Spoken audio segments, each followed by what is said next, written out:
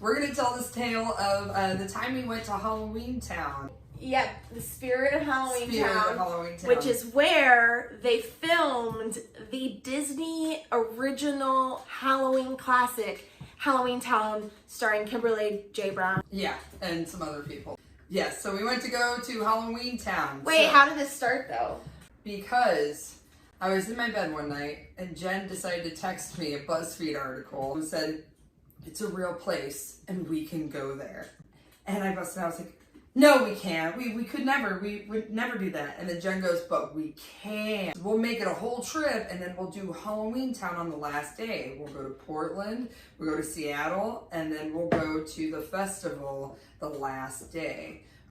What did we do? We had voodoo donuts. We had voodoo donuts, yeah. Star donuts, slamming. I think all the donuts were good. Yeah, all the donuts were good. I literally only ate donuts.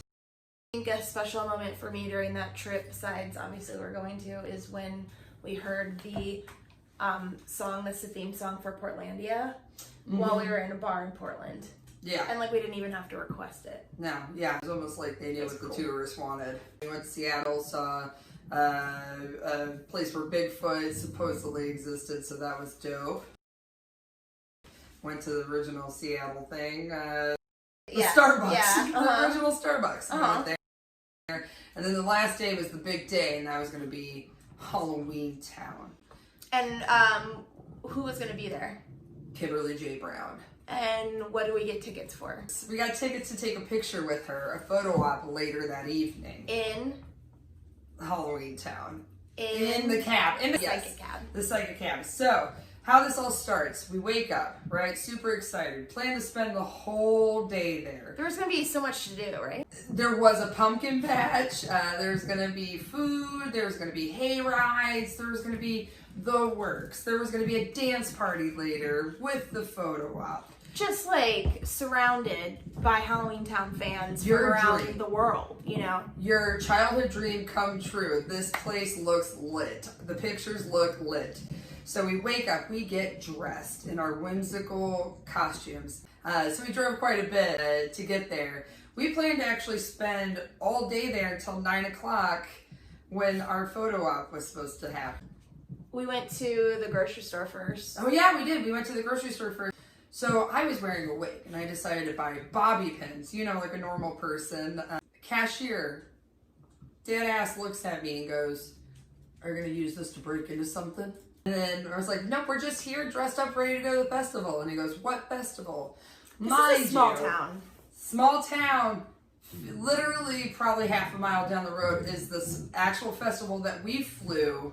This was in Oregon. We live in Chicago. We flew from Chicago, Illinois to Portland, Oregon, then drove to go to this festival. And this man lives in this town and has not heard of it. This is going to go really well. That's what we call foreshadowing. That's what we call foreshadowing. And as we start driving, we're like, we're going to, sure enough, see decorations any moment. We get down there, we get about half a mile down the road. We see maybe one dummy mask on it hanging from the light post. But not so much that you could tell that was a Halloween decoration or just there all the time. It's something that you think is this national festival. Yeah, this is just town decor. No, this is like leftover bin Goodwill decor. Which bless it. But that's not how it was advertised. Not how it was advertised. That's just what I'm saying. Not how I know I sound really Karen-y right now, but it was not. It's gonna get worse. So just hang in there. And as we're driving up, we're like, oh, or it must be on the other side. The festival might be on the other side of the where we're at. Where that festival is at. We might be over there. So we park and then start quickly realizing, no, this is the festival. Yeah. The food, the concession stand was a guy pretty much out the side of the front of his house with a table and a pie that was cut from the store that we were just at. Says $4 a slice, come and get them. That was their concession stand. There was also a mom with selling chips for the high school, which I thought was great. Yeah. But it was a missed opportunity for food vendors. When you are next to the food truck capital of the world, I mean, there are food trucks everywhere in Portland. Yeah. robe. I fasted. I thought we were going to get spooky treats, and that did not happen. As we were walking through, we also realized that the hayride is actually not in the woods or on a trail, but in fact in a parking lot next to a bunch of porta potties going around in several circles over and over. But you were tempted to go because that was like the only thing to do. It was the only thing to do. Jen decides to just go and ask one of the ladies selling tickets, right, for later for the photo shoot, if there was more. She went up and was like, sorry. Is this the entrance? Is this just the entrance? And where is everything? And she goes, well, this is it. We were like, you know what? Okay. We're going to make the best of it. We're going to take a picture in front of the giant pumpkin. Honestly, I thought the giant pumpkin was cool, though. It was pretty cool. I think that was the best thing. And the town hall. Yes, because that was very But that town hall was there. That's the town hall. They didn't build it for the movie. I know, but it was a key part of the movie. It was something the town had going for it. Like, really, you had it like halfway done, you know? They had a beautiful structure, architecture in their town. So before we decide, you know what, we're probably not going to be able to spend all day here, right? Or an hour. For about an hour. We didn't even make it an hour. Which is okay. It's okay. But it doesn't end here. Mind you, we still had tickets for the 9 o'clock photo, right? But at this point, Kimberly J. Brown wasn't just hanging and mingling. She wasn't hanging out. We thought at least maybe we could talk to her, you know, ask her what's going on. You know, we decided, you know what, we're gonna cut our losses. We're just gonna go back to Portland. At this point in time, I don't think we were gonna go back for the picture.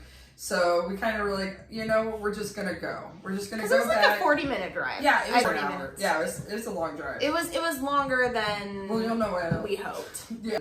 And then once we get back to Portland, that's when I Googled and realized that marijuana is legal in Portland, Oregon. Then decided, you know what, I'm gonna go to a dispensary. You know what, my childhood dreams got crushed today. So I go and get an edible. We then decided, you know what, we're gonna go to dinner. I'm sitting there and I decide, you know, time's a good time to eat this. And then I go to Jen and I say, Jen, we gotta go back to Halloweentown and get that picture. I low-key did want the picture though too, because it's kind of like, it was like the only thing that would have saved it. Yeah. So I was like, we'll go, but we have to go to Taco Bell, and we're gonna get our little taco meals, and we're gonna wait. We're gonna take a picture with our Taco Bell with Kimberly J. Brown. Like, we all were just casually hanging out with her, and we took the psychic cab to Taco Bell down the street, and it was just like a little casual hang with Marnie. And it was going to be a great time. Mind you, when I convinced her to go back, the edible was kicking in, and I had no idea what I was in for. The guy at the dispensary said this wouldn't do anything to him, and then Jen told me once we were on the road, and I was kind of having a low-key panic attack, that guy eats edibles as snacks all the time. I mean, like, he's the guy who works at a dispensary in Portland.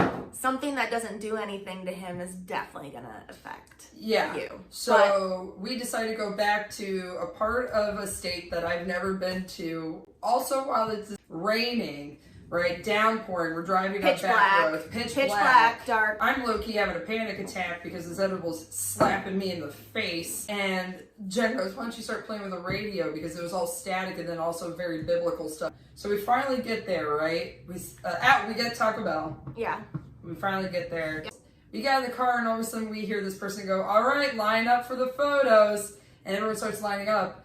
And we get in line, and Jen decides, you know what, Erin, you're going to hold this bag of Taco Bell. She's like, here, hold this. She goes, don't eat it. I go, all right. She goes, don't eat it. Don't eat it. There's a lot riding on this. And I was like, all right. So we're standing in line. Jen goes, wait a minute. We paid for a time slot. We paid for a specific time slot. Well, I asked, I was like, hey, where's the line for like the different time slot? She was like, well, we'll come get you. We'll come get you. I didn't want to spend another minute there that I didn't have to. Yeah. You have to understand, we were very, very misled as to what this was going to be. I want to get to the tipping point. All right. So when we were in line, Jen realized that we were going to get the pictures digitally. And instead of... I didn't trust this whole process. No, it didn't. I thought this was going to be printed out, guaranteed that you liked the photo, and then have a good day. I was like, how are these going to be emailed to us? Are these going to be like whatever? And she said, oh, no, it's going to be a link that will send you the photos. And I didn't know if I trusted that. No. So she turns around and she goes, guys, who's with me? We paid $40 for this picture. And some guy from the back went, I paid $65. And you've never seen a woman pivot so goddamn hard back to where she was in line. And then she went to the people in front of her. She's like, guys, we paid $40, right? And they did. And they were like, yeah. I just wanted some guarantee that we were going to get what we paid for. Get a good picture. Finally get the lady with the headset comes over and grabs us, right? She brings us to the front of the line for our time slot, which Jen gets it done. She gets it done. We walk up to Kimberly J. Brown. And at this point, I'm out of my mind, right? I'm in space. And I am just overseeing this interaction between Jen and Kimberly J. Brown. She so sweetly comes up to her and goes, hi, I know you studied in Second City in California. Right? That's all. I know, I was in Chicago, you know. And she goes, wow, that's great. That's really great. That's great. And she goes, hey, would you mind holding this Taco Bell for us and acting like you had a great time tonight? Right? And she goes, oh my God, I love your creativity. And Jen goes, mm-hmm. Jen decides she's getting in the psychic cab. I'm standing on the outside holding a Baja Blast. And they're both holding Taco Bell bags. And the photographer, and this is my favorite part of the story. And we saw him taking photos like this, and I was like, Anyway. So he comes up, takes a picture. Mind you, it's nighttime. He's using flash.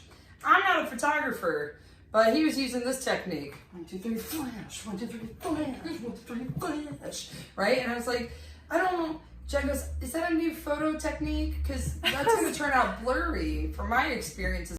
He goes to take our picture, and sure enough, 1, 2, 3, boom. 1, 2, 3, boom. Right? And we're like, okay, yeah, we think that definitely took. We grab the Taco Bell and we start walking out. And mind you, they promised a dance party, and the dance party that was actually happening was a bunch of teenagers from the local high school playing Purple Rain over and over and over again. But it legitimately was a great cover. Mind you, I was digging it. I was vibing real hard with everything that was happening. And Jen's like, I want to leave. And I was like, you know what? I want to stay. And I start crying because Jen thought I was doing a bit.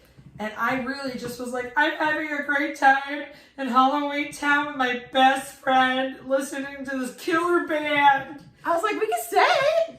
I thought you were doing a bit. We can stay. No, I was just high out of my mind and having a moment in Halloweentown. It was our childhood, yeah. You know? We ended up just taking another picture in front of the pumpkin, wiping the tears away, having to hug it out.